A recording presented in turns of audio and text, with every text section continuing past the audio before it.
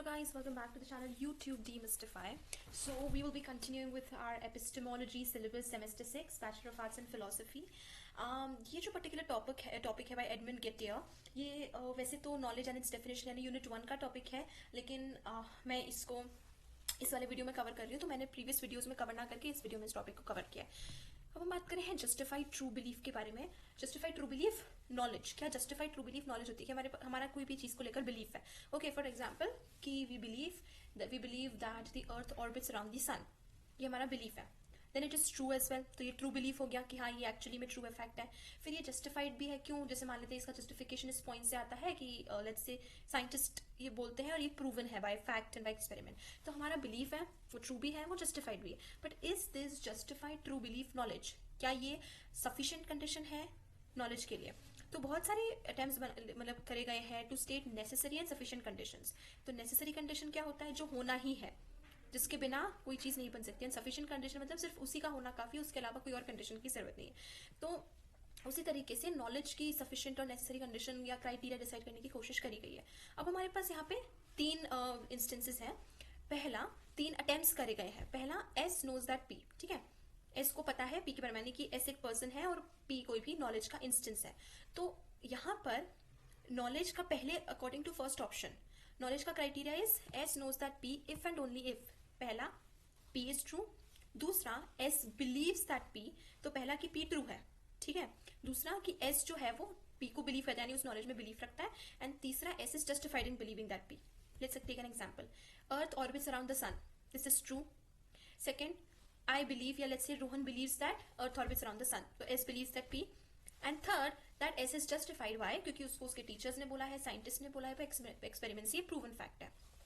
तो पहला case knowledge का, पहली condition for knowledge is S knows that P if and only if these 3 conditions, these 3 propositions के form में हम नॉलेज का क्राइटेरिया बेसिकली एस्टैब्लिश करने की कोशिश कर रहे हैं। For example, Trishul has held that the following gives the necessary and sufficient conditions for knowledge. Now B, दूसरा सिचुएशन, ठीक है, for necessary and sufficient conditions according to Roderick Chisholm, S knows that P if and only if, this IFF is if and only if, S accepts P, S has adequate evidence for P and P is true, यानी कि S जो है वो P को accept करता है कि yes P is there, S के पास P के लिए एडिक्वेट एविडेंस है कि वो अगर उस नॉलेज में बिलीव रखता है तो उसके पास प्रॉपर एविडेंस भी है, एंड दूसरा P एक्चुअली में ट्रू है, वो नॉलेज एक्चुअली में ट्रू है। थर्ड हमें सिचुएशन देखने को मिलती है आयर, AJ आयर की। According to Ayer, the necessary and sufficient condition या criteria for knowledge is S knows that P if and only if। यहाँ पर ये ध्यान रखना कि S is any person or somebody, and P is the knowledge। If and only if, पहला P is true, दूसरा S is sure that P is true, and तीसरा S has the right to be sure that P is true। अब देखते हैं कि पहला वाला condition यानी कि अकॉर्डिंग टू एडमंड गेटियर, पहला वाला जो सिचुएशन है that is false in that the conditions stated therein do not constitute a sufficient condition।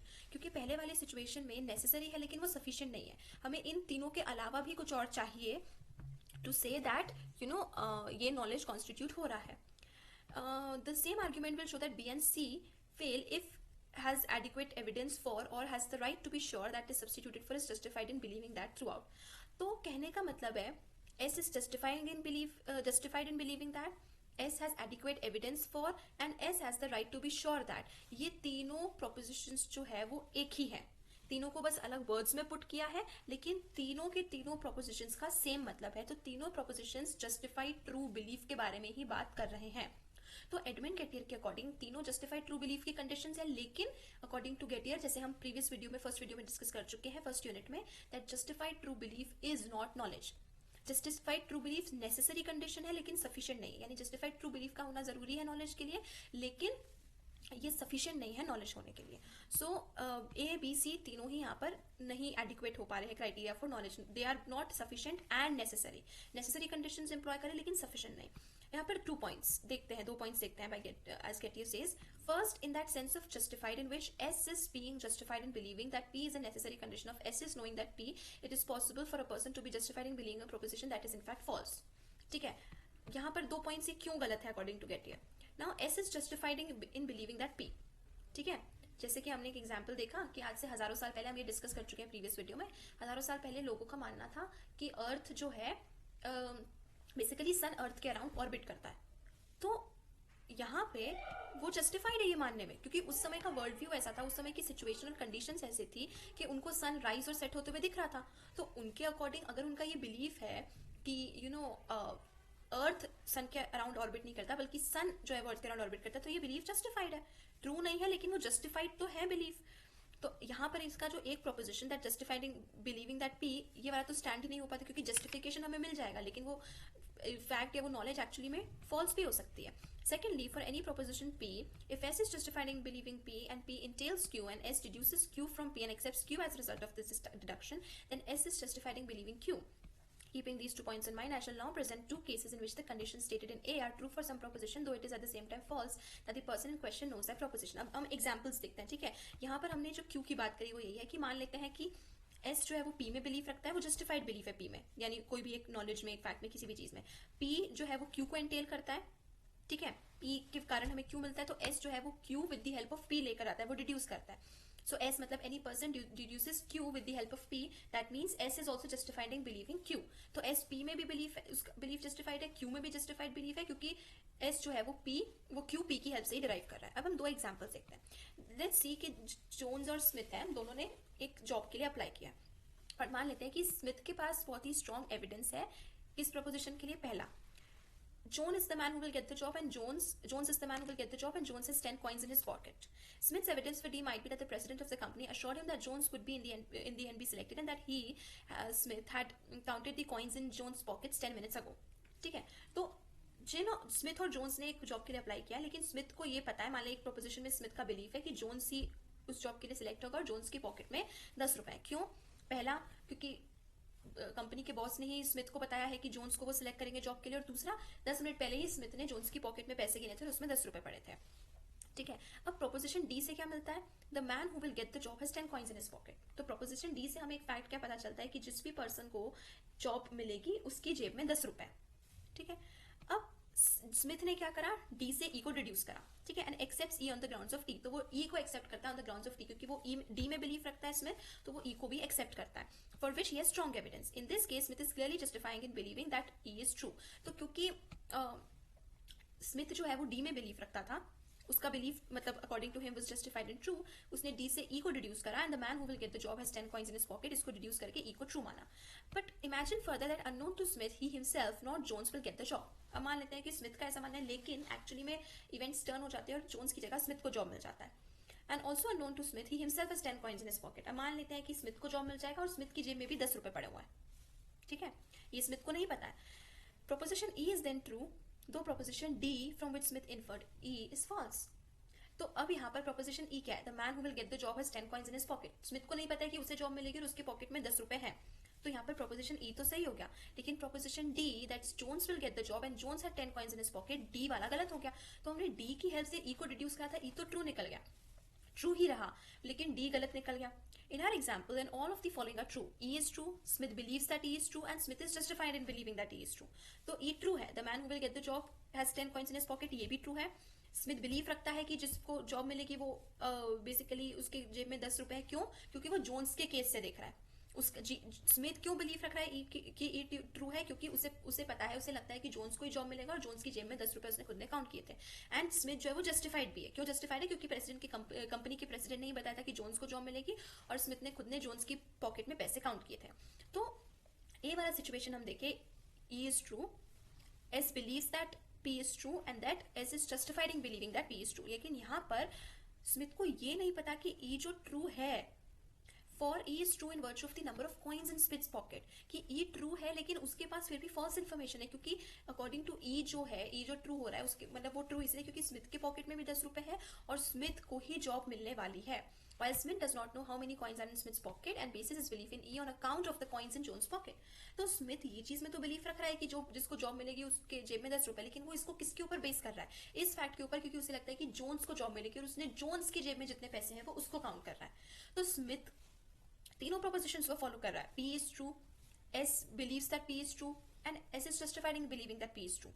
ये इस केस में तीनों प्रोपोजिशंस पे अप्लाई कर रहा है, लेकिन उसका जो पूरा बेस है स्मिथ का to believe that E is true, ये पूरा बेस गलत है। क्योंकि स्मिथ ये ऐसा क्यों बिलीव रख रहा है? Thinking that it is Jones who will get the job and Jones की पॉकेट में 10 रुपए। Now let us suppose that Smith has strong evidence for the following proposition, Jones owns a Ford. अब हम दूसरा case देखते हैं। तो पहले केस के अकॉर्डिंग तो हमारे पास ए जो है वो सफिशिएंट नहीं रहा, मतलब सफिशिएंट कंडीशंस नहीं दे पाया नॉलेज के लिए। दूसरा केस, स्मिथ को के पास स्ट्रॉन्ग एविडेंस है कि जोन्स के पास एक फोर्ड है, कार है, ठीक है, फोर्ड कार है जो कंपनी है। अब स्मिथ का जो एविडेंस है वो ये हो सकता है कि पास्ट में जितनी भी, मतलब स्मिथ अपनी पास्ट रिकलेक्शन देखे तो जोन्स के पास जब भी एक कार हुई है, चाहे वो कोई भी मॉडल हो, वो हमेशा फोर्ड कंपनी की हुई है, and that Jones just offered Smith a ride while driving a Ford, कि जोन्स ने स्मिथ को बोला do you want to go somewhere, Jones ने स्मिथ को एक राइड ऑफर की और जोन्स अभी फोर्ड ही चला रहा था, ठीक है। तो पास्ट जितने भी टाइम्स हुए हैं जोन्स को, स्मिथ को यही याद है कि जोन्स के पास हमेशा एक फोर्ड ही रही है, और जोन्स ने जैसे ही स्मिथ को लिफ्ट ऑफर की तो वो फोर्ड में ही ड्राइव कर रहा था। अब इमेजिन करते हैं कि स्मिथ का एक दूसरा फ्रेंड है ब्राउन, ऑफ जिसके बारे में स्मिथ को नहीं पता है, ठीक है। स्मिथ जो है वो सिलेक्ट करता है 3 place names quite at random and constructs the following 3 proposition. तो स्मिथ क्या करता है, 3 प्रोपोजिशंस कंस्ट्रक्ट करता है। इधर जोन्स ओन्स अ फोर्ट और ब्राउन इज इन बॉस्टन, ये पहला प्रोपोजिशन। दूसरा प्रोपोजिशन, इधर जोन्स ओन्स अ फोर्ट और ब्राउन इज इन बार्सिलोना। और तीसरा प्रोपोजिशन, इधर जोन्स ओन्स अ फोर्ट और brown is in breast Litovsk. तो तीनों प्रोपोजिशन में देखिए, पहला पार्ट क्या है, जोन्स ओन्स अ फोर्ट, या तो जोन्स के पास फोर्ट है, या ब्राउन बॉस्टन में है, या ब्राउन बार्सिलोना में है, या ब्राउन ब्रेस्ट लिटोव्स्क में है। अब ये जो तीनों प्रोपोजिशंस हैं ये एफ से इंटेल हो रहे हैं। एफ क्या है, जोन्स ओन्स अ फोर्ट, इसी से इंटेल करके ये तीनों प्रोपोजिशंस है। अब चलो हम मान लेते हैं कि Smith realises that entailment of each of these propositions is constructed by F and proceeds to accept G, H and I on the basis of F. Smith has correctly inferred G, H and I from a proposition for which he has strong evidence. Smith is therefore completely justified in believing each of these 3 propositions. Smith of course has no idea where Brown is. तो Smith जो है वो तीनों propositions को accept करता है, जबकि Smith को पता ही नहीं है ब्राउन कहाँ पर है। तो यहाँ पर क्या सिचुएशन है, या तो जोन्स के पास फोर्ड है, या फिर ब्राउन ब्रेस्ट लिटोव्स्क में है, या तो जोन्स के पास फोर्ड है, या फिर ब्राउन बार्सिलोना में है। तो तीनों प्रोपोजिशन के केसेस में क्योंकि एफ सही है कि जो स्मिथ को पता है कि जोन्स के पास फोर्ड है, तो इस उस ही एक पार्ट के इंटेलमेंट से वो तीनों प्रोपोजिशन को ट्रू मान रहा है। Now and second, okay, but imagine now that 2 further conditions hold. First, Jones does not own a Ford but is at present driving a rented car, and secondly, by the sheerest coincidence and entirely unknown to Smith, the place mentioned in proposition H happens really to be the place where Brown is. अब मान लेते हैं कि 2 conditions हैं, H वाला जो है either Jones owns a Ford or Brown is in Barcelona, ठीक है। अब मान लेते हैं कि इसमें से जोन्स के पास फोर्ड है ही नहीं, एक्चुअली में तो जोन्स के पास फोर्ड नहीं है, वो तो बस एक रेंटेड कार चला रहा है जिसको स्मिथ को लगा कि ये जोन्स की खरीदी हुई है, लेकिन वो खरीदी हुई नहीं है, वो तो सिर्फ उसने किराए पे कार ली थी। और दूसरी तरफ ब्राउन एक्चुअली बार्सिलोना में है, ये मान लेते हैं ये फैक्ट सच है, ये चीज मतलब ये करेक्ट फैक्ट है या करेक्ट ये ट्रू है। Now if these 2 conditions hold then Smith does not know that H is true even though H is true. ये भले कंडीशंस तीनों ये सारी होल्ड हो रही है, लेकिन स्मिथ को पता ही नहीं है कि ब्राउन बार्सिलोना में है। तो एच ट्रू है, स्मिथ बिलीव करता है कि एच ट्रू है, और स्मिथ जस्टिफाइड इस बिलीफ में कि एच एक्चुअली में ट्रू है, लेकिन Smith still does not have knowledge कि Brown is actually in Barcelona because Jones does not own a Ford. Jones तो उसकी कार उसकी रेंटेड है, खरीदी हुई नहीं है। सो ये जो एग्जांपल्स ये बताते हैं कि ए जो है वो सफिशिएंट कंडीशन नहीं बताते हैं, नहीं देते हैं फॉर क्राइटेरिया ऑफ नॉलेज। और इसी तरीके से बी एंड सी को भी हम प्रूव कर सकते हैं कि बी और सी जो भी है वो भी नेसेसरी हो सकते हैं, जरूरी हो सकते हैं, लेकिन सफिशिएंट नहीं है, इनफ नहीं है टू स्टेट नॉलेज। तो ये था is justified true belief knowledge by Edmund L Gettier. Now let's come to perception. अब यहाँ पर हम लोग क्या पढ़ेंगे, the problem of perceptual knowledge, indirect realism, idealism, transcendental idealism and direct realism. तो हम परसेप्चुअल नॉलेज के बेसिस पे फिर उसके बाद ये 4 चीजें देखेंगे। अब परसेप्चुअल नॉलेज की प्रॉब्लम क्या है, हमारी जो ज्यादातर नॉलेज है वर्ल्ड की वो हम परसेप्शन से हमें देखने को मिलती है, with the help of senses, with the help of perception, जो हम देखते हैं, सुनते हैं, फील करते हैं, टच करते हैं, हमारी सेंसरी फैकल्टीज की हेल्प से। हमारी जो नॉलेज है अगर वो वही है जैसे कि that I am presently at my desk writing these words in itself largely perceptually claimed, तो हमारी ज्यादातर नॉलेज क्या है, जैसे कि अभी हमारी मान लो आपकी नॉलेज है, आपके पास नॉलेज है कि आप बैठकर अपने किसी भी डिवाइस पर इस वीडियो को देख रहे हैं, इस वीडियो को सुन रहे हैं, आपकी ये नॉलेज अगेन किससे गेंड है, perceptually gained with the help of senses. I can see the computer before me and I can feel the hard touch of the computer keyboard. आप फील कर पा रहे हो, आपके हाथ में आपका डिवाइस है, आप सुन पा रहे हो, आप मेरी आवाज सुन पा रहे हो। If we know much of what we think we know then we must have a great deal of perceptual knowledge. तो अगर हमें जो कुछ भी पता है वो हमारे परसेप्शन की वजह से पता है, तो मतलब परसेप्चुअल नॉलेज जो है वो बहुत बड़ा हिस्सा कॉन्स्टिट्यूट करता है हमारी नॉलेज का। और जैसे हम देखेंगे कि ये ऑब्वियस है कि हमारे पास बहुत मतलब परसेप्चुअल नॉलेज है, काफी वास्ट अमाउंट है, but of the world around us, at least as that knowledge is usually understood. As we will see, however, it is far from obvious that we do have widespread perceptual knowledge of the world around us, at least as that this knowledge is usually understood. कि हमारे पास perceptual knowledge कितनी है नहीं है और उसमें से कितनी हम actually में understand करते हैं. अब ये जो मतलब ये जो है कि how much do we understand and how much wide our perceptual knowledge is, part of the problem is that the way things look isn't always the way things are. इसकी एक प्रॉब्लम क्या है कि जैसी चीजें दिखती है वैसी होती नहीं है. अपीयरेंसेस जो है वो हमें इल्यूजन हो सकता है, वो हमें धोखा दे सकती है. बहुत सारे फेमिलियर एग्जांपल्स है डिसेप्शन के, जैसे कि अगर हम एक सीधी लकड़ी को पानी के अंदर डालेंगे तो वो हमें टेढ़ी मेढ़ी दिखेगी. ठीक है, जैसे कि दूर से हमें डेजर्ट में देखेंगे तो हमें दिखता है कि मिराज है, पानी है, लेकिन एक्चुअली में वो होता नहीं है. इन केसेस में हमारे सेंसेस के थ्रू, हमारे परसेप्शन के थ्रू हमें चीजें दिख तो रही है, लेकिन वो एक्चुअली में है नहीं. सीधी लकड़ी को हमने पानी में डाला तो वो हमें टेढ़ी हुई बेंट दिखेगी.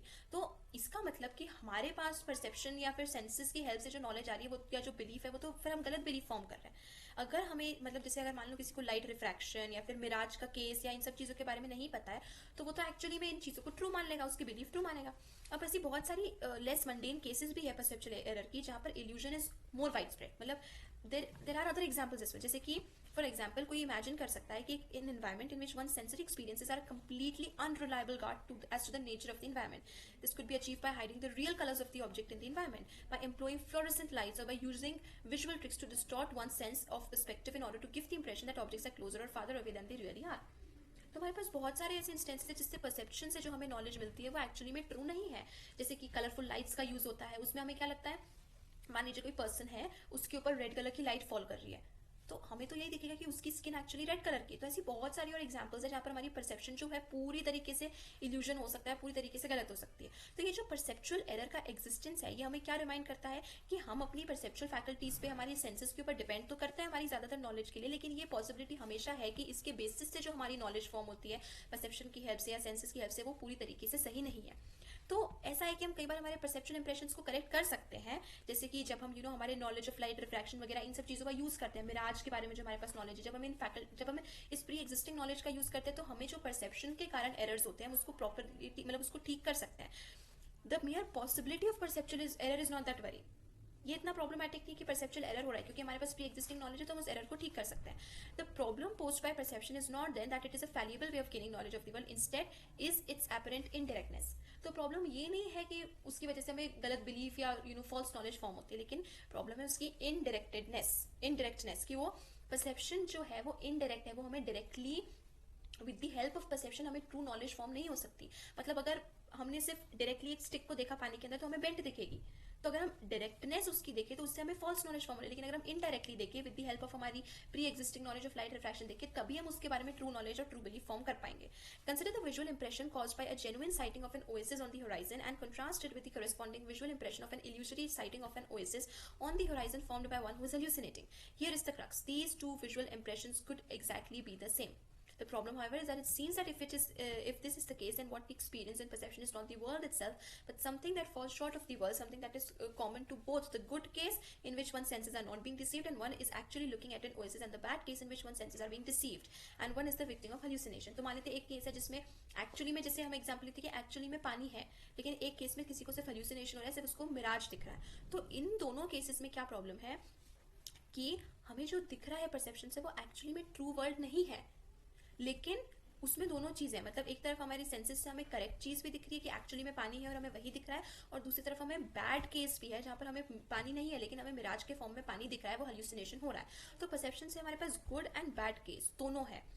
हमारे पास दोनों केसेस हमारे सेंसेस ट्रू नॉलेज भी दे रहे हैं और हमें डिसीव भी कर रहे हैं. तो ये लाइन ऑफ रीजनिंग जो है वो makes use of undetectable error in perception in order to highlight the indirectness of perceptual experience is known as argument from illusion.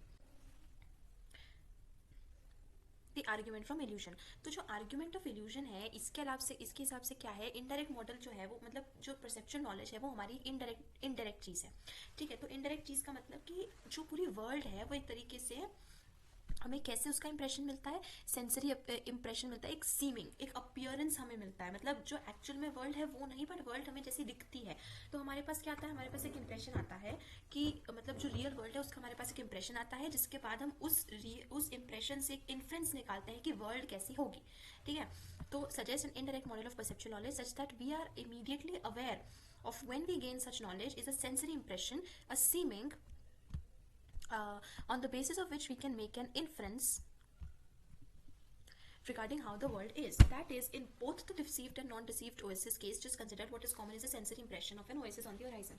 तो देखो यहाँ पर एग्जाम्पल क्या है, हमने जो भी पानी वाला केस देखा, ठीक है, इसमें से एक केस ट्रू है कि सच में पानी है और हमें वही दिख रहा है, एक केस में मिराज है, हमारा हेल्यूसिनेशन है कि पानी है नहीं लेकिन हमें दिख रहा है. अब इन दोनों केसेस में क्या चीज कॉमन है? कॉमन है पानी का इंप्रेशन, कि हमें एक इंप्रेशन दिख रहा है कि पानी हमारे सामने है.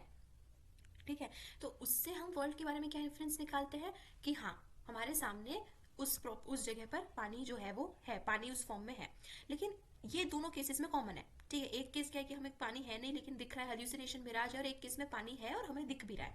तो दोनों में कॉमन क्या है कि हमें इंप्रेशन आ रहा है कि पानी वहां पर एग्जिस्ट कर रहा है. लेकिन दोनों के बीच में डिफरेंस क्या है कि एक इंप्रेशन से हमारा जो इन्फ्रेंस निकल कर आ रहा है वो ट्रू है, वो हमारा ट्रू बिलीफ है. क्योंकि एक इन्फ्रेंस क्या है कि पानी है, हमें वो दिख रहा है, तो हम क्या इन्फ्रेंस निकाल रहे हैं कि हाँ उस जगह पर पानी एग्जिस्ट कर रहा है. दूसरे केस में हमारे पास क्या इन्फ्रेंस निकल कर आ रहा है कि पानी नहीं है लेकिन हमें दिख रहा है, तो हम उस केस में भी क्या इन्फ्रेंस निकाल रहे हैं कि पानी एग्जिस्ट कर रहा है. तो जो मिराज वाला केस है वो एक डिसीव्ड केस है, एग्जिस्ट कर नहीं रही है चीज लेकिन हमें दिख रही है. तो इन्फ्रेंस दोनों चीजों में कॉमन ये है कि इंप्रेशन सेम फॉर्म हो रहा है, लेकिन दोनों में डिफरेंस कहाँ पर आ जाता है कि एक इंप्रेशन जो है वो ट्रू बिलीफ है और एक इंप्रेशन जो है वो फॉल्स बिलीफ है. तो जो मतलब एक केस है,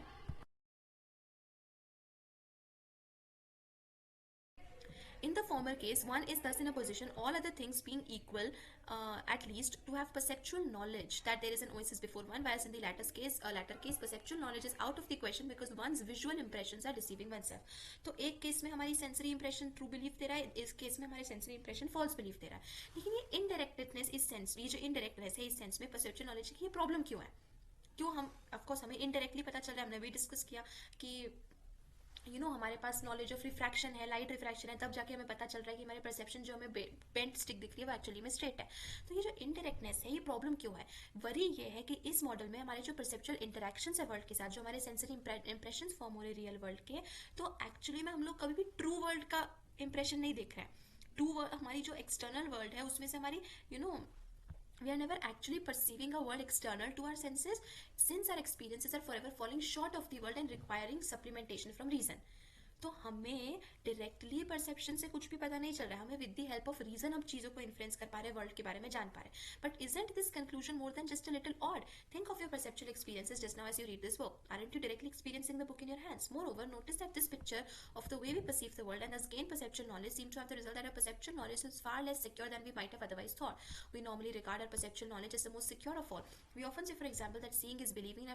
If we do indeed see something in clear daylight with our own two eyes, then this will tend to trump any counter evidence we might have. For example, suppose that those around you assure you that your brother is out of town, and yet you see him walking towards you in the high streets. Surely the testimony of your peers would be quickly disregarded and you would immediately believe that he is in town. तो ये जो perception है ये indirect है क्यों? क्योंकि without reason हमें ये परसेप्शन पे ट्रू बिलीफ से हमें नहीं मिल रहा है. तो और हम लेकिन इसमें मतलब ये क्या कर रहा है, हमारा बहुत स्ट्रॉन्ग बिलीफ है परसेप्शन के ऊपर, हम लोग बहुत स्ट्रांगली बिलीव कर लेते हैं कि जो भी हमारे सेंसेस हमें बता रहे हैं वो ट्रू डेटा है. तो जैसे कि यहाँ पर एग्जांपल दिया हुआ है कि हमारे फ्रेंड्स बता रहे हैं कि तुम्हारा भाई तो शहर से बाहर गया, लेकिन तुम्हें दिख रहा है कि तुम्हारा भाई सामने बैठा हुआ है. तो ऑफकोर्स तुम अपने फ्रेंड्स की बात को झूठा मानोगे और अपनी आंखों के ऊपर बिलीव रखोगे, क्योंकि हमारे लिए परसेप्शन और सेंसरी जो है वो बहुत ही स्ट्रॉन्ग सोर्स है नॉलेज का. तो हमारे ऑर्डिनरी कंसेप्शन जो है परसेप्चुअल नॉलेज का वो प्रिविलेज्ड है. मतलब बाकी टाइप्स ऑफ नॉलेज के केस में देखें तो हम ज्यादा वैल्यू देते हैं परसेप्चुअल नॉलेज को, लेकिन अगर हमारा परसेप्चुअल नॉलेज जो है वो ही हमें डायरेक्ट कांटेक्ट नहीं दे रहा है, क्योंकि यही हमने यह भी प्रूव किया कि वो इनडायरेक्ट कांटेक्ट दे रहा है हमें वर्ल्ड के साथ. तो जैसे कि आर्ग्यूमेंट फ्रॉम इल्यूजन सजेस्ट करता है, then it appears that our perceptual knowledge is no more privileged than other indirect knowledge. कि हम लोग हमेशा क्या मानते हैं, परसेप्चुअल नॉलेज डायरेक्ट है, इन्फ्रेंस इनडायरेक्ट नॉलेज है, क्योंकि इन्फ्रेंस परसेप्शन के ऊपर बेस्ड है. लेकिन हमने अभी स्टैब्लिश क्या करा कि परसेप्चुअल नॉलेज है वो भी इनडायरेक्ट है एक तरीके से. तो हमारी जो नॉलेज है पूरी वर्ल्ड की, जब हम चीज़ों को देखते हैं तो हमारा देखना, हमें बताए जाना कोई डिफरेंस नहीं है. हमारा आंखों देखा और हमें कोई चीज़ किसी की टेस्टिमनी से बताई हुई हो, किसी के इन्फ्रेंस से हमने कुछ करी हो, तो इन दोनों में फिर कोई डिफरेंस बचा ही नहीं. Indirect realism, the way of understanding perceptual knowledge which embraces the apparent indirectness of perceptual experience that we just noted is known as indirect realism. तो ये जो indirect वाला व्यू है perceptual knowledge का, इसे indirect realism को बोला जाता है. इस व्यू के अकॉर्डिंग हमारे पास जो ऑब्जेक्टिव वर्ल्ड है उसकी नॉलेज हमें इनडायरेक्टली मिलती है इन्फ्रेंसेस की हेल्प से. मतलब हमारे जो सेंस इंप्रेशन है हम उसके पहले इन्फ्रेंसेस फॉर्म करते हैं और उससे हमें नॉलेज मिलती है. तो इनडायरेक्ट रियलिज्म का मेन आर्ग्यूमेंट जो है वो है आर्ग्यूमेंट फ्रॉम इल्यूजन. जो हमने अभी आर्ग्यूमेंट फ्रॉम इल्यूजन देखा, ये इसका सपोर्टिव आर्ग्यूमेंट है इनडायरेक्ट रियलिज्म का. इसका जनरल आइडिया क्या है कि परसेप्चुअल इल्यूजन का जो फिनोमेना है वो हमें वो दिखाता है, जो मतलब हमें प्रेजेंट करता है, हमें रियल वर्ल्ड नहीं दिखाता है, लेकिन रियल वर्ल्ड का एक इंप्रेशन हमें प्रेजेंट करता है, जिससे फिर हम इन्फ्रेंसेस ड्रॉ करते हैं और उस इन्फ्रेंसेस के बेसिस पे हमारी नॉलेज को फॉर्म करते हैं। इसके अलावा एक और कंसिडरेशन हम देखते हैं जो कि इनडायरेक्ट रियलिज्म को सपोर्ट करता है, वो है प्राइमरी और सेकेंडरी क्वालिटीज के बारे में। तो जो फिलोसोफर है जॉन लॉक है, बहुत ही फेमस वेल नोन फिलोसोफर है, फ्रेंच फिलोसोफर है, वो इनडायरेक्ट रियलिज्म के बहुत ही स्ट्रॉन्ग प्रोपोनेंट है, बहुत ही स्ट्रॉन्ग सपोर्टर है। तो जॉन लॉक की जो है वो ये डिफरेंस बताते हैं। एक प्राइमरी क्वालिटी क्या है, वो प्राइमरी क्वालिटी एक ऐसी चीज है, एक ऑब्जेक्टिव क्वालिटी। अब हम ऑब्जेक्टिव और सब्जेक्टिव के बारे में काफी बार डिस्कस कर चुके हैं, बहुत डिटेल में डिस्कस कर चुके हैं। ऑब्जेक्टिव क्वालिटी, प्राइमरी क्वालिटी का ऑब्जेक्टिव क्वालिटी होने का मतलब क्या है कि भले ही हम उसको व्यू करें या ना करें, वो क्वालिटी वैसे की वैसे एग्जिस्ट करती है। और सेकेंडरी क्वालिटी सब्जेक्टिव क्वालिटी है। सब्जेक्टिव क्वालिटी मतलब वो जो पर्सन है, परसेप्शन का जो परसेप्शन रिसीव कर रहा है, जो परसीव कर रहा है, उसके ऊपर डिपेंड करती है। अब हम एक एग्जांपल से लेते हैं, ठीक है। एक हमारे पास कोई ऑब्जेक्ट है, एक ऑब्जेक्ट का जो शेप है वो एक प्राइमरी क्वालिटी है। ऑब्जेक्ट का शेप अगर गोल है तो गोल ही रहेगा, ऐसा नहीं है कि गोल है तो किसी को ओवल दिख रहा है, किसी को स्क्वायर दिख रहा है। लेकिन ऑब्जेक्ट का जो कलर है वो चेंज होता है, क्योंकि बहुत सारे ह्यूमंस होते हैं जो कुछ कलर देख नहीं पाते हैं। हमारी डिफरेंट आई पावर की वजह से हमें एक ही कलर के डिफरेंट शेड्स और टोन्स दिखते हैं। फिर कई एनिमल्स है जो कलर ब्लाइंड है, कई एनिमल्स ऐसे हैं जो ऐसे कलर्स देख पाते हैं, ह्यूमंस नहीं देख पाते। ह्यूमंस कई ऐसे मतलब ऐसे एनिमल्स है जो जो वो कलर्स नहीं देख पाते जो ह्यूमंस देख पाते हैं, ठीक है। जैसे काफी बार बोला गया कि डॉग्स जो है वो कलर ब्लाइंड होते हैं, उन्हें सिर्फ 2 या 3 कलर्स दिखते हैं। तो कलर्स हो गई सेकेंडरी क्वालिटी, जो कि एजेंट के ऊपर डिपेंड करता है। जो भी परसीव कर रहा है ना, उस एजेंट के ऊपर डिपेंड करता है कि उसको वो क्वालिटी कैसी दिख रही है। वो सेकेंडरी क्वालिटी, वो सब्जेक्टिव है नेचर में, person to person, agent to agent differ करती है। लेकिन प्राइमरी क्वालिटी एक ऑब्जेक्टिव क्वालिटी है कि वो एक एजेंट के ऊपर डिपेंड नहीं करता, वो जैसी है वैसी ही रहेगी, इंडिपेंडेंट ऑफ। देखो, कलर जो है ऑफ कोर्स उसका कलर अपने आप में उसकी रियल ऑब्जेक्टिव एग्जिस्टेंस है, लेकिन उसका कलर तो डिफर करेगा हर पर्सन टू पर्सन के लिए, शेप नहीं करेगा, ठीक है। This is not to suggest that colour is some way unreal या इल्यूजरी फीचर। इसका मतलब ये नहीं कि कलर अनरियल है या इल्यूजन है, लेकिन जैसे कि हम यूके के रॉयल मेल पोस्ट बॉक्स के बारे में देखें, जो यूके के रॉयल मेल पोस्ट बॉक्स है वो रेड कलर है। तो उसकी एक कॉमन चीज है कि वो सब में रेडनेस का ही एक क्वालिटी जनरेट करेगी। जो भी पर्सन उसको देखेगा वो पर्सन, और यहाँ पर आप देखिए, a visual impression of redness to any person with the standard visual faculties who is looking at the post box in normal lighting conditions. तो हमने एक्सट्रीम या अनयूजुअल या एबनॉर्मल कंडीशंस को हटा दिया है कि पर्सन कलर ब्लाइंड भी नहीं है, अंधेरे में नहीं देख रहा है, बहुत लाइट में नहीं देख रहा है। नॉर्मल लाइटिंग कंडीशंस में एक स्टैंडर्ड पर्सन जिसकी स्टैंडर्ड विजुअल फैकल्टीज है, उसके लिए वो रेडनेस ही जनरेट करेगा। लेकिन रेडनेस का कौन सा शेड जनरेट करेगा, उसमें जरूर डिफरेंस आ सकता है। तो कलर जो है वो वर्ल्ड का एक रियल फीचर है, ऑब्जेक्ट की रियल क्वालिटी है, लेकिन ये जो इंप्रेशन जनरेट करेगा उसमें थोड़ा बहुत डिफरेंस जरूर आएगा। The point is that the colour of an object is not intrinsic to the object in the way its shape is, but instead depends upon there being perceivers who respond to the object with the appropriate visual impressions. तो John Locke जो था, I am sorry I just said John Locke was a French philosopher. He was not a French but he was an English philosopher. Okay, John Locke की बहुत सारी theories हमने previous semesters में cover करी है। तो Locke belongs to the school known as empiricism. Empiricism मतलब वो अपना सारा नॉलेज जो है वो परसेप्शन के ऊपर ट्रेस करते हैं कि हमारा जो नॉलेज का सोर्स है वो हमारे सेंसेस है, वो हमारा परसेप्शन है। Locke is often referred to as one of the British empiricist. और टैब्यूला रासा में उनका कमिटमेंट है। टैब्यूला रासा मतलब कि एक ब्लैंक स्टेट। टैबुला रासा एक बहुत ही फेमस कॉन्सेप्ट है, जिसका मतलब होता है कि हमारा माइंड, जैसे जब हम बॉर्न होते हैं तो हमारा माइंड बिल्कुल ब्लैंक है, बिल्कुल खाली है। फिर जैसे जैसे हम परसीव करते हैं, हमारे सेंसरी इंप्रेशंस का यूज करते हैं, तब हमारे जो ब्लैंक स्टेट है उसके ऊपर हम नॉलेज को प्रेस करने लगते हैं। तो ब्लैंक स्टेट से मतलब कुछ नहीं है, हमारे पास कोई नॉलेज नहीं है, क्योंकि इसके अगेंस्ट में दूसरा व्यू है इंट्यूशन का, रैशनलिज्म का, जो ये बोलते हैं कि हमारे पास pre existing knowledge exist already, मतलब प्री एग्जिस्टिंग नॉलेज हमारे माइंड में है। जो इनडायरेक्ट रियलिस्ट है वो एक बहुत ही अच्छे पोजीशन में है प्राइमरी और सेकेंडरी क्वालिटी के डिस्टिंक्शन को बताने के लिए। हमने अभी काफी अच्छे से देखा। और इस व्यू के बीच में एक डिस्टिंक्शन है कि वर्ल्ड को हम कैसे परसीव करते हैं और वर्ल्ड एक्चुअली कैसा है। मतलब वर्ल्ड की रियलिटी अलग है और हम उसको जैसे परसीव करते हैं, हम उसको जैसे देखते हैं, वो डिफरेंट है। ये डिस्टिंक्शन जो है ये प्राइमरी और सेकेंडरी क्वालिटी को बहुत अच्छे से ये क्लैरिफाई कर देता है और स्टेबलाइज कर देता है कि वर्ल्ड कैसा है और हमें कैसा दिखता है। तो प्राइमरी और सेकेंडरी क्वालिटी, प्राइमरी क्वालिटी मतलब वर्ल्ड जैसा है, और सेकेंडरी क्वालिटी वर्ल्ड हमें जैसा दिखता है। तो सेकेंडरी क्वालिटीज जो है वो ऑफ कोर्स हमने अभी बोला कि वर्ल्ड जैसा दिखता है, प्राइमरी क्वालिटी यानी जो एक्चुअली में वर्ल्ड है। अब इसके साथ इनडायरेक्ट रियलिज्म के साथ जो मेन प्रॉब्लम है वो ये है कि हमारी परसेप्चुअल नॉलेज जो है वो इन्फ्रेंशियल है। इनडायरेक्ट रियलिज्म ने बोला कि हमारी नॉलेज इन्फ्रेंशियल है, परसेप्चुअल नॉलेज भी इन्फ्रेंशियल है कि हम पहले परसीव करते हैं, उसके बेसिस पे इन्फ्रेंस करते हैं और उसके बेसिस पे नॉलेज जनरेट करते हैं। तो ये जो है हमें पूरी तरीके से वर्ल्ड से बहुत ही अलग कर देता है। इंट्यूटिवली अगर हम देखें तो हम किस चीज़ के साथ अवेयर है, मतलब जैसे हमने अपनी आंखें खोली तो हमें, अगर हम इंट्यूटिवली देखें, मतलब अगर हम डायरेक्ट देखें तो हमें ये लगेगा कि हमने आंखें खोली, हम डायरेक्ट वर्ल्ड के साथ कॉन्टैक्ट में है और हम कोई इंप्रेशन फॉर्म नहीं कर रहे हैं, हम एक्चुअली में उसी चीज़ को देख रहे हैं जैसा कि वर्ल्ड है। It is not difficult to see the attraction of a widespread skepticism about our knowledge of the world. After all, तो स्केप्टिसिज्म क्या मतलब होता है कि the view that it is impossible to know anything about the world. Scepticism मतलब कि हम कुछ पता ही नहीं कर सकते वर्ल्ड के बारे में। अगर हम after all if what I am immediately aware of and I perceive is only an impression of the world from which I must make an inference about the way the world is, it could that be either right or wrong, then why should I think that I have any knowledge at all? तो indirect realism का एक problem ये निकल कर आता है कि अब हम इनडायरेक्ट रियलिज्म गेन कर रहा है कि आप तो इन्फ्रेंसेस के बेसिस पे सारी नॉलेज गेन करते हैं, तो फिर हमारे पास क्या गारंटी है कि हमारे पास कोई भी नॉलेज जो है वो सच है। ठीक है, this point is exacerbated once one considers the possibility that the way the world appears and the way that it really is could be drastically different in this view। क्योंकि इनडायरेक्ट रियलिज्म जो distinction कर रहा है उस distinction के हिसाब से जैसा वर्ल्ड है और जैसा दिखता है उनमें बहुत डिफरेंस हो सकता है। जैसे मान लेते हैं कि हमारे सेंसरी इंप्रेशन से हो सकता है कि इसका मतलब तो ये भी व्यू हो सकता है कि हमें कोई ऐसा सुपर बीइंग है जो हमें झूठी इन्फॉर्मेशन फीड कर रहा है सेंसरी इंप्रेशंस के उससे और हमें टोटली मिसलीड कर रहा है। तो अगर हम लोग एक इंप्रेशन फॉर्म कर रहे हैं, अगर हम लोग डायरेक्टली अवेयर नहीं है हमारे जो भी वर्ल्ड है उसके बारे में, if all the time directly aware of in perceptual experiences the way that the world appears, then it seems that I could never be in a position to detect that this deception was going on. तो अगर एक ऐसी situation है जहाँ पर हमारा एक indirect contact है वर्ल्ड के साथ और इनडायरेक्ट इंप्रेशन है, तो मतलब हमें तो इस चीज़ को डिटेक्ट भी नहीं कर पाएंगे कि हमें जो दिख रहा है वो एक्चुअली में धोखा है, क्योंकि हमें हमेशा वैसा ही लगेगा, तो हमारे लिए वो धोखा ही हमारी रियलिटी होगी। If it were taking place, however, then the way the world appeared would be no guide to us to show how the world is।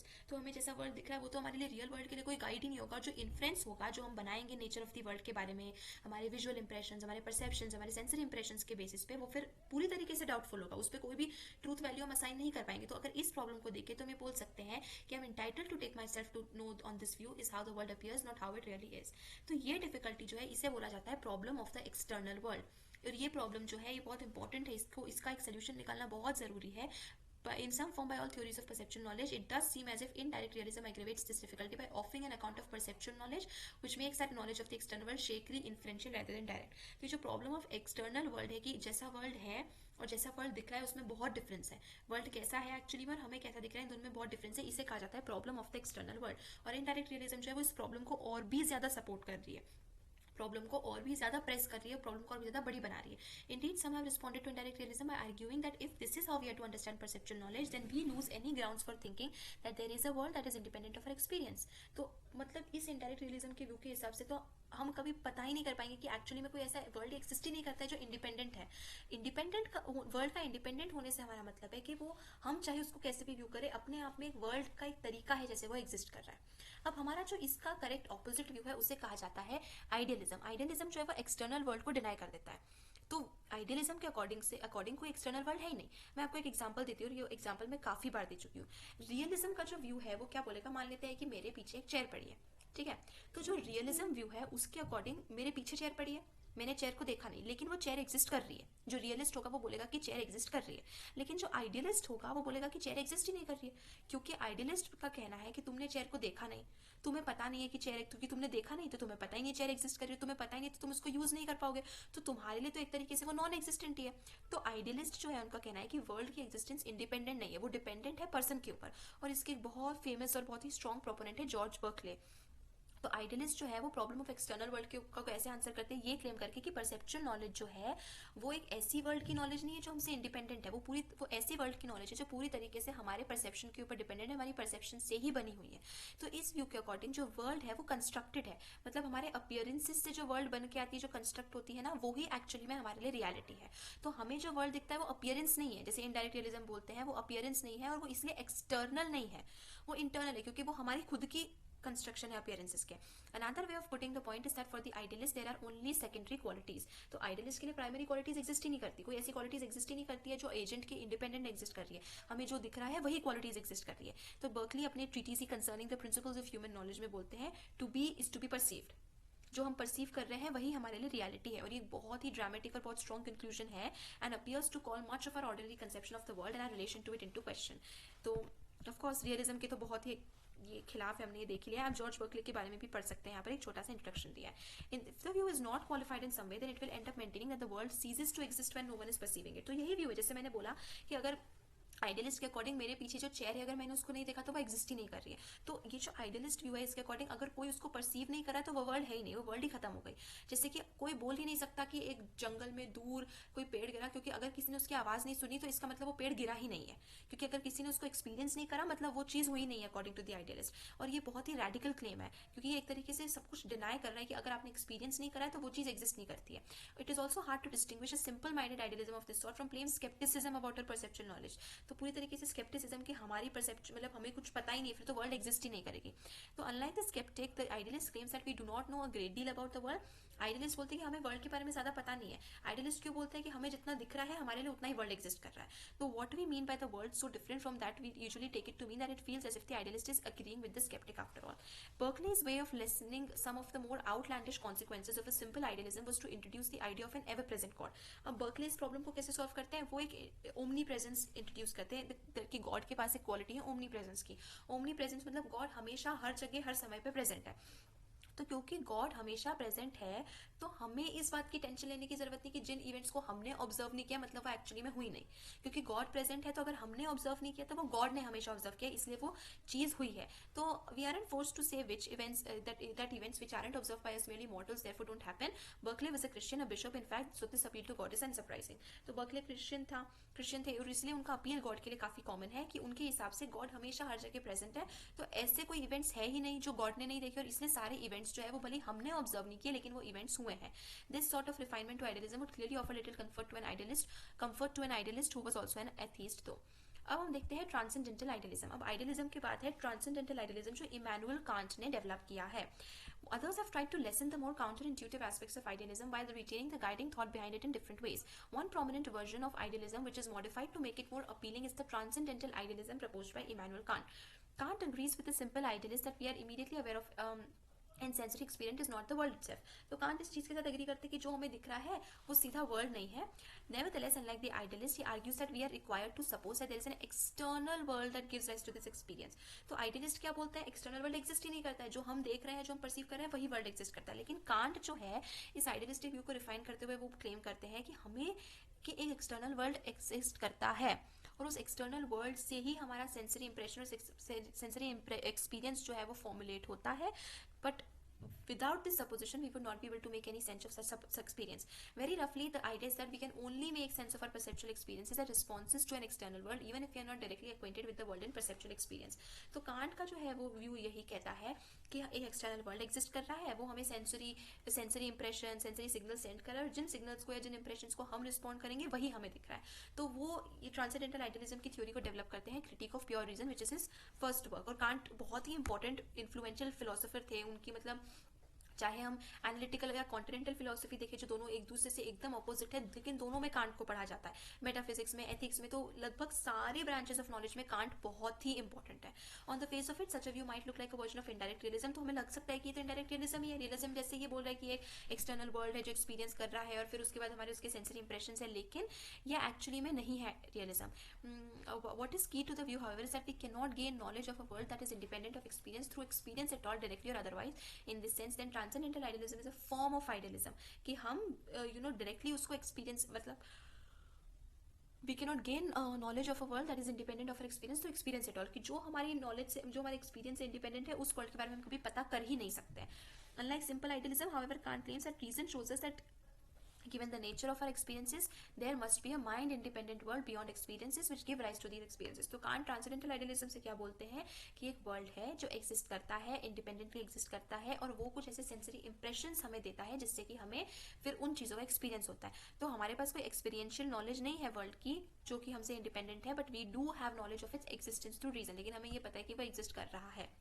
Direct realism. All this talk of idealism can make one wonder whether something didn't simply go wrong in our reasoning right at the start of our thinking about this topic. How could it be that reflecting on the nature of our perceptual experience of the world has led us to think that perhaps there is no external world to have knowledge of in the first place, or at least no external world that we can know through experience? With this in mind, it is worth considering the prospects of the simple-minded direct realism that we set aside earlier in order to opt for the indirect realism that appeared to be able to resolve the difficulties posed by the argument from illusion, whilst also accounting for our intuitive distinction between primary and secondary qualities. तो जो indirect realism है वो argument from illusion को भी solve करता है और वो secondary और primary qualities के distinction को भी maintain करके रखता है, जो हमें intuitive लगती है. हमें primary और secondary qualities लगता है कि हाँ ये तो है, मतलब ये intuitive लगती है हमें. अब डायरेक्ट रियलिज्म क्या होता है, ये परसेप्चुअल एक्सपीरियंसेस को फेस वैल्यू पे लेता है और आर्ग्यू करता है कि at least in non deceived cases what we are aware of in perceptual experiences से एक्सटर्नल वर्ल्ड इटसेल्फ. तो डायरेक्ट रियलिज्म क्या क्लेम करता है कि ऐसे केसेस जिसमें हमें धोखा नहीं मिला है, जो ट्रू है, उन केसेस में हमें उसका कोई अपीयरेंस, कोई इंप्रेशन नहीं मिलता, बट हम एक्चुअली एक्सटर्नल वर्ल्ड को ही व्यू करते हैं. तो अगर हम एक ओएसिस को देख रहे हैं, जैसे कि हम एक अगर एक्चुअली में हमें पानी दिख रहा है हमारे आंखों के सामने और वो पानी एक्चुअली में एग्जिस्ट कर रहा है, तो वो पानी का कोई इंप्रेशन नहीं है, वो हम एक्चुअली डायरेक्टली पानी को ही देख रहे हैं. तो ये डायरेक्ट रियलिज्म है. और हमें उसके लिए इन्फ्रेंस लेने की जरूरत है, क्योंकि इनडायरेक्ट रियलिज्म क्या बोल रहा है कि हमें पहले इन्फ्रेंस करने की जरूरत है, लेकिन डायरेक्ट रियलिज्म क्लेम कर रहा है कि हमें पहले इन्फ्रेंस करने की जरूरत नहीं है. The motivation behind direct realism besides the obvious attraction that of all the views it most accords with common sense is that other theories of perceptual knowledge such as indirect realism and idealism are far too quick to infer from the fact that our perceptual experience could be undetectably misleading, that we are only directly aware of the way the world seems to us rather then the world the way is. तो इसका criticism बाकी theories के लिए यही है कि ये बहुत जल्दी परसेप्चुअल एक्सपीरियंस या परसेप्चुअल नॉलेज को डिसमिस कर देता है, या बोलता है कि तो हमें गलत इन्फॉर्मेशन दे रहा है. The idea is that although it is true that in deceived cases such as the scenario in which I am visually presented with a mirage of an oasis, I am not directly aware of the world but only with the way the world appearance, this should not be thought to entail that in non deceived cases such as where I am actually looking at an oasis in the distance I am not directly acquainted. In this view, the fact that I am not always able to distinguish between deceived and non-deceived cases is neither here nor there, since it is not held to be a precondition of perceptual knowledge that one can tell the genuine cases of perceptual knowledge apart from the merely apparent cases. तो direct realism यही बोलता है कि जिन cases में हमारा belief true है हम उसमें डायरेक्टली एक्सटर्नल वर्ल्ड को देख रहे हैं, जिन केसेस में हमारा बिलीफ ट्रू नहीं है उसमें हम उसकी इंप्रेशन को देख सकते हैं.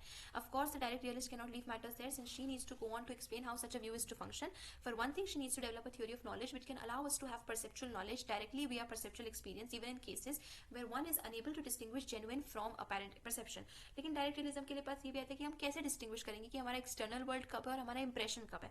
हम लोग अपेरेंट परसेप्शन और जेन्युइन परसेप्शन की, एक है जो एक्चुअली में परसेप्शन है एक्सटर्नल वर्ल्ड का और एक है जो हमें वर्ल्ड का इंप्रेशन दे रहा है, उसमें कैसे डिफरेंशिएट करेंगे. ये डायरेक्ट रियलिस्ट जो है वो आंसर नहीं कर पाया. Moreover, she also needs to offer an explanation of the primary secondary quality distinction, कि फिर primary और secondary qualities कैसे exist करती है उसके बीच का distinction. Nevertheless, given the unattractiveness of indirect realism and the versions of idealism that are suggested by the move to indirect realism, direct realism needs to be taken very seriously indeed. So these were the different views of our perception. अब हम देखते हैं a priority and inference. A priori and empirical knowledge, interdependence of a priori and empirical knowledge, introspective knowledge, deduction, induction and abduction. अब a priori empirical knowledge भी हम कई बार पहले discuss कर चुके हैं, इमैनुअल कांट के थ्रू भी डिस्कस कर चुके हैं. एक बहुत ही कॉमन डिस्टिंक्शन नॉलेज के बीच में होता है a priori नॉलेज और a posteriori या फिर एम्पिरिकल नॉलेज के बीच में. तो बहुत रफली ये डिस्टिंक्शन जो है वो किस बेसिस पर है कि हमारा नॉलेज का सोर्स क्या है. अगर हमें एक्सपीरियंस से मिला है तो वो a posteriori या फिर एम्पिरिकल नॉलेज है, और अगर वो हमें ए प्रायोरी नॉलेज है तो वो एम्पिरिकल नहीं है, वो ए पोस्टीरियर नॉलेज नहीं है, वो हमारे रीजन पे या रैशनैलिटी पर बेस्ड है. अब मान लेते हैं कि हमें जैसे पता चलता है कि ऑल बैचलर्स आर अनमैरिड. ठीक है, ये हमें कैसे पता चला. बैचलर के अगर हम मीनिंग देखें तो बैचलर का मीनिंग ये होता है अनमैरिड मैन. तो हमें उसके वर्ड से ही पता चल गया कि all bachelors are actually unmarried. तो ये एक ए प्रायोरी नॉलेज है, क्योंकि सिर्फ इसमें हमने इसके डेफिनेशन को देखा, इसके वर्ड्स को देखा, वर्ड्स पे रिफ्लेक्ट कर हमें पता चल गया कि ऑल बैचलर्स आर अनमैरिड. तो ये हो गया ए प्रायोरी नॉलेज. इसके कॉन्ट्रास्ट में आता है हमारा, जैसे कि मान लेते हैं ट्रॉपिक ऑफ कैंसर के बारे में. ये ट्रॉपिक ऑफ कैंसर कैसे नॉर्दर्न हेमिस्फीयर में एग्जिस्ट करता है एंड वो जैसे भोपाल से होकर गुजरता है. ये ए पोस्टीरियर नॉलेज है. ए पोस्टीरियर बिकॉज ये हम बिना एक्सपीरियंस के या तो हमने एटलस में ट्रॉपिक ऑफ कैंसर को देखा या हमने अपनी आंखों से देखा, उसके बिना हम इस नॉलेज तक अराइव नहीं कर सकते थे. तो ये जो सेम डिस्टिंक्शन है ये इनके जस्टिफिकेशन पर भी जाता है. तो जो ए प्रायोरी जो बिलीफ होता है वो जस्टिफाइड होता है. A belief is a priori justified if that justification was gained independently of a worldly investigation. तो a priori knowledge जो है वो justified कब होगा, जब हमें किसी और वर्ल्डली चीज़ के ऊपर उसको justify की हेल्प से उसको justify करने की कोशिश नहीं करनी पड़ेगी. हम सिर्फ उसके मीनिंग्स पे देखेंगे, उसके वर्ड्स पे देखेंगे and without the help of worldly things हम वो नॉलेज तक डिराइव कर पाएंगे. और इन कॉन्ट्रास्ट जो एम्पेरिकली जस्टिफाइड बिलीफ है वो कैसे होगा कि हमने वर्ल्ड का इन्वेस्टिगेशन किया और तभी हम जस्टिफाई कर पाए कि हाँ हमने जो देखा है वो सच है. One way in which this distinction is often made is to say that a priori knowledge और justification is knowledge that one gain simply by sitting in one's armchair. तो ए प्रायरी नॉलेज है, बस कहीं भी जाने की जरूरत नहीं, एक जगह बैठे बैठे ए प्रायरी नॉलेज दिख जाएगी. और ए पोस्टीरियर नॉलेज के लिए आपको मूवमेंट करना ही पड़ेगा कि वो चेयर पे बैठे बैठे ए पोस्टीरियर नॉलेज है वो नहीं मिल सकती. इस तरीके से हम ये देख सकते हैं कि it is not only truths of meaning that one can have a priori knowledge of but also other claims. तो ए प्रायरी नॉलेज वाले क्लेम करते हैं कि लॉजिकल प्रोपोजिशंस, मैथमेटिकल प्रोपोजिशंस, ये सारे जो है वो ए प्रायरी नॉलेज है. जैसे कि 2 + 2 = 4, ये सिर्फ एक मैथमेटिकल कॉन्सेप्ट है, इसके लिए हमें कोई इन्वेस्टिगेशन, कोई एक्सपीरियंस की जरूरत नहीं है. नोटिस दैट कोई भी प्रोपोजिशन जो है जिसका ए प्रायरी नॉलेज हो सकता है उसका एम्पिरिकल नॉलेज हो सकता है. जैसे कि I could come to know that all bachelors are unmarried men not by reflecting on the meanings of the words involved but also by looking the meaning of the word bachelor. तो a priori knowledge जो है हम उसको ए posterior में भी कभी भी convert कर सकते हैं, क्योंकि जैसे कि बर्कले भी जैसे कि यही बात आती है कि सारे बैचलर्स अनमैरिड मैन है. तो ये हमें थ्रू इन्वेस्टिगेशन पता चला. मतलब यू नो कि और या फिर हमें बैचलर का मीनिंग हमने डिक्शनरी में देखा तब हमें पता चला. So that converse of this is not true. A posterior knowledge है वो ए प्रायरी नहीं हो सकती, लेकिन ए प्रायरी नॉलेज है वो एम्पिरिकल नॉलेज हो सकती है, पोस्टीरियर नॉलेज हो सकती है. The only way to find out which hemisphere the topic of cancer is by getting और one's armchair and making an empirical investigation. तो एम्पिरिकल नॉलेज मतलब जो हमारे सेंसेस, जो हमारे यू नो परसेप्शन पे बेस्ड है. अब ए प्रायरी और एम्पिरिकल नॉलेज का इंटरडिपेंडेंस, दोनों एक दूसरे के ऊपर डिपेंडेंस. हमारी जो ज्यादातर नॉलेज है जो कि बहुत स्ट्रिक्टली एम्पिरिकल है वो भी कहीं ना कहीं ए प्रायरी नॉलेज का यूज करती है. जैसे कि मान लेते हैं कि एक डिटेक्टिव है जो एक मर्डर को सॉल्व करने की कोशिश कर रहा है और वो डिस्कवर करता है, मतलब एक विटनेस उसको टेस्टिमनी देता है जिसके बाद डायरेक्ट डिस्कवर करता है कि जो मर्डरर है, जैसे मान लेते हैं उस मर्डर का नाम प्रोफेसर प्लम है, वो मर्डर नहीं एक सस्पेक्ट है, उसके ऊपर शक है कि उसने खून किया है. मान लेते हैं प्रोफेसर प्लम ये मर्डर के टाइम पे पैंट्री में थे.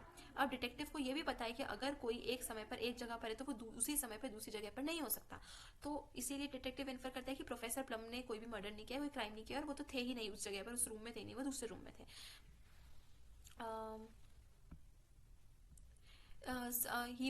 Professor Plum was not in the hallway at the time of the murder, something that may well be very salient to the investigation as a whole.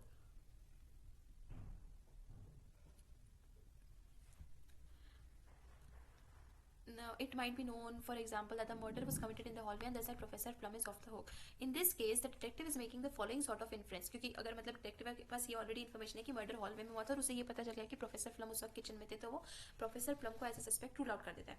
In this case the detective is making the following sort of inference where 1 and 2 are premises from which a conclusion C is drawn. तो detective क्या कर रहा है, पहला conclusion मिला है कि professor plum जो थे वो मर्डर के टाइम पे पैंट्री में थे, किचन में थे, और अगर प्रोफेसर प्लम पैंट्री या किचन में थे तो इसका मतलब वो हॉल में प्रेजेंट नहीं थे और खून जो है वो हॉलवे में ही हुआ है. तो इससे जो सही कंक्लूजन निकल के आता है वो ये है कि प्रोफेसर प्लम जो है वो उस समय हॉलवे में थे नहीं, वो उस जगह पर नहीं थी जब मर्डर हुआ, वो कहीं और थे. Let's take it as given that both premises are known. The first premise of this inference, one is clearly empirical knowledge since it was gained by listening to the testimony. तो पहला वाला कि professor plum pantry में थे तो पूरी तरीके से एम्पिरिकल है क्योंकि हमें टेस्टिमनी सुन के ही पता चली है.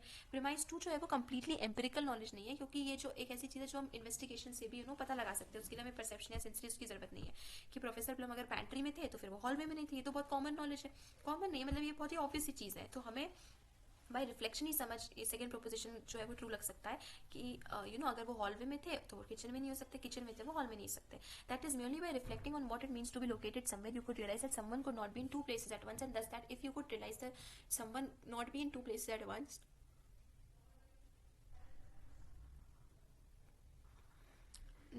and thus that if Professor Plum is in one place then he couldn't also simultaneously be another place, मतलब Professor Plum ने मर्डर नहीं किया है. Presumably this is how just the detective came by this knowledge in this case, and so it is a priori knowledge. तो उनको कैसे पता चला a priori knowledge क्यों, क्योंकि हमने ये किसी एक्सपीरियंस पे बेस नहीं किया. It was gained in part by making an empirical inquiry. और empirical inquiry क्या हुई, विटनेस की टेस्टिमनी सुन के. So although the inference in this case leads to empirical knowledge, it also makes use of a priori knowledge. तो a priori और a posteriori knowledge दोनों का combination देखने को मिलता है. Now let's come to introspective knowledge. a priori knowledge का एक बहुत ही important variant है introspection. ये वहाँ पर है जहाँ पर हम खुद के psychological state से examine करने की कोशिश करते हैं. जैसे मान लेते हैं I sought to decide whether I really wanted to get involved in a certain relationship. तो हमने डिसाइड कर लिया कि क्या हम एक रिलेशनशिप में, एक पर्टिकुलर रिलेशनशिप में एंटर करना चाहिए, और क्या हमने रिकॉग्नाइज किया कि इसके रिगार्डिंग बहुत कॉन्फ्लिक्टिंग थॉट्स थे, बहुत कंफ्यूजिंग थॉट्स थे. एक तरीका जो मैं इसको सॉल्व कर सकती हूँ this issue could be to examine how I really feel about this person. This kinds of question I might ask could be as follows: do I enjoy her company? Does being around her make me happy or make me anxious? Am I getting further involved in this relationship simply because I feel pressure to do so? तो एक तरीका क्या हो सकता है answer को पाने का, क्या मुझे पसंद है उसके साथ रहना, क्या मुझे प्रेशर फील होगा नहीं होगा, ऑल ऑफ दैट. तो ये जो काइंड ऑफ इंक्वायरी है, जो हम क्वेश्चंस अपने आप से पूछ रहे हैं एक आंसर तक पहुंचने के लिए, एम्पिरिकल इंक्वायरी नहीं है, इंट्रोस्पेक्शन, इसलिए ए प्रायरी नॉलेज है. तो हम कोई इन्वेस्टिगेशन वर्ल्ड का नहीं कर रहे, हम खुद के बारे में सोच रहे हैं, हम खुद के आंसर्स देने की कोशिश कर रहे हैं, हम अपने आप में देख के इन्वेस्टिगेशन कर रहे हैं. That is after all the kind of inquiry that one could undertake in one's armchair. तो ए प्रायरी नॉलेज क्या है कि आपको अपनी चेयर से उठ के नहीं जाना है, वहां पे जो नॉलेज कर सको वो ए प्रायरी नॉलेज है. और ये चीज इंट्रोस्पेक्शन तो हम अपनी चेयर पे बैठे बैठे भी कर सकते हैं, हमें जाने की जरूरत नहीं है. तो इंट्रोस्पेक्शन से जो नॉलेज निकल के आती है उसको इंट्रोस्पेक्टिव नॉलेज बोलते हैं, जो कि ए प्रायरी नॉलेज हमें देता है. अब चलो मान लेते हैं कि मेरा पार्टनर जो है वो गैस के साथ खेल रहा है और पूछता है कि तुम्हें गैस लीक की स्मेल आ रही है कि नहीं. अगर मुझे नहीं पता होता स्मेलिंग गैस के बारे में, तो I must reflect further on the nature of my experiences. अगर मुझे नहीं पता चलता कि अच्छा कहीं गैस लीक हुआ है, तो हम क्या करते हैं, कुछ स्मेल तो आ रही है, I can actually I can smell it, कुछ तो प्रॉब्लम आ रही है, हम इंट्रोस्पेक्शन करते हैं. तो हम अपने एक्सपीरियंसेस को इंट्रोस्पेक्शन करते हैं, पता लगाते कि यार this is a familiar smell, मुझे पता है ये किस चीज़ की स्मेल है, ये पहले भी मैं सूंघ चुकी हूँ एंड स्टफ. जब इंट्रोस्पेक्शन को हम इस तरीके से यूज करते हैं तो जो नॉलेज निकल के आती है वो एम्पिरिकल नॉलेज है. क्यों? क्योंकि हम हमारे पास्ट एक्सपीरियंस के ऊपर बेस कर रहे हैं इस नॉलेज को. तो जो ओरिजिनल एक्सपीरियंस है वो तो कहीं ना कहीं की ओरिजिनल एक्सपीरियंस हमारा जो गैस लीक की स्मेल के बारे में, वो तो कहीं ना कहीं हमारे एक्सपीरियंस के ऊपर बेस्ड है, was gained via interaction with the world. Nevertheless, there is a non-empirical component to the introspective knowledge gained in this case, since one is examining one's experience independently of gaining any further empirical information. In this way, for example, one might come to believe that there is a smell of gas in the room, even though one did not recognize it at that time. Perhaps one was not looking out for a gas leak and so merely noted that something smelled strange without further wondering what the smell was of. तो ये हुआ हमारा empirical और ए priori knowledge और introspective knowledge. अब deduction. अब मानते हैं हमारे पास एक आर्ग्यूमेंट है, प्रोफेसर प्लम जो है वो मर्डर के टाइम पैंट्री में थे. प्रोफेसर प्लम पैंट्री में थे तो मतलब वो हॉलवे में नहीं थे. प्रोफेसर प्लम जो थे वो हॉलवे में नहीं थे, मतलब उन्होंने मर्डर नहीं किया क्योंकि मर्डर हॉलवे में हुआ है. अब ये बहुत ही अच्छा आर्ग्यूमेंट है कंक्लूजन के लिए, लेकिन हमारा क्या मतलब है अच्छे आर्ग्यूमेंट से. हम अच्छा क्यों कैसे बोल रहे हैं? तो अच्छा इसलिए है कि कम से कम प्रीमाइस 1 और प्रीमाइस 2 जो है वो कहीं ना कहीं कंक्लूजन को सपोर्ट कर रहे हैं. कंक्लूजन को हम 1 और 2 प्रीमाइस से डिड्यूस कर सकते हैं कि अगर दोनों प्रीमाइसेस ट्रू थे तो कंक्लूजन को भी ट्रू ही होना पड़ेगा. तो दूसरे तरीके से ये पॉसिबल ही नहीं है कि इस आर्ग्यूमेंट में जो प्रीमाइसेस है वो ट्रू है और कंक्लूजन फॉल्स है. इसका मतलब कि प्रीमाइसेस का जो ट्रूथ है वही एंटेल करता है कंक्लूजन का ट्रूथ, कि प्रीमाइस के ट्रूथ से ही हमें ट्रूथ वैल्यू से ही हमें कंक्लूजन की ट्रूथ वैल्यू पता चलती है. और इसी को कहते हैं वैलिडिटी. ये आर्ग्यूमेंट वैलिड है क्योंकि प्रीमाइस का ट्रूथ वैल्यू इज कंक्लूजन का truth value. This argument is more than just valid. However since the premise is also true, premise true है तो ये वैलिड भी है, ये ट्रू भी है. सपोज अगर मान लेते हैं कि प्रोफेसर प्लम जो है वो पैंट्री में नहीं थे, तो उसमें से हमारा एक प्रीमाइस गलत हो जाता. वो पैंट्री में नहीं थे, वो कहीं और थे, मान लेते किसी और रूम में थे, हॉलवे में नहीं थे. लेकिन उसके बावजूद if these premises had been true then the conclusion would have been true as well.